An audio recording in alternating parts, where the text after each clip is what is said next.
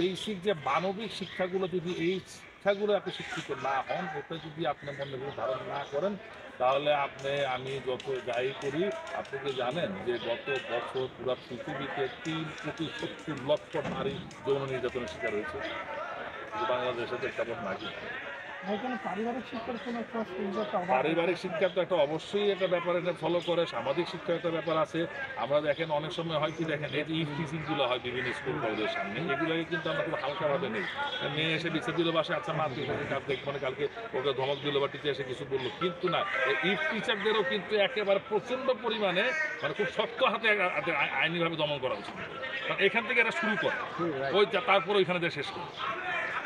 কোনো ছোট ঘটনাকে আমরা হাতে প্রশ্রয় না দিই। আর নারীদের বিরুদ্ধে কোনো ছোটখাটো অবমাননামূলক, কোনো অসম্মানমূলক কোনো বক্তব্যকেও যাতে আগামী দিনে কোথাও প্রশ্রয় দেওয়া না হয়।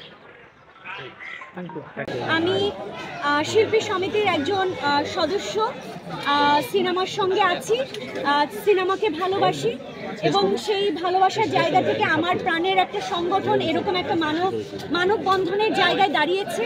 তো আমার এটা নৈতিক দায়িত্ব যে আমি এই মানববন্ধনে পার্টিসিপেট করব। আর আমার দায়িত্ববোধের জায়গা থেকে আমি এসেছি।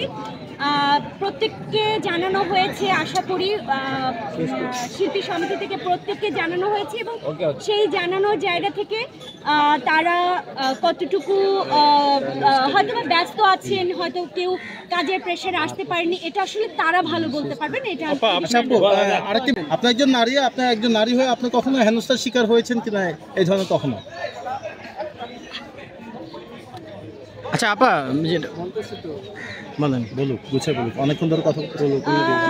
অনেকক্ষণ ধরে গুছিয়ে কথা বলার জন্য না, বেসিক্যালি হ্যাঁ অবশ্যই হয়েছি এবং সেটা হচ্ছে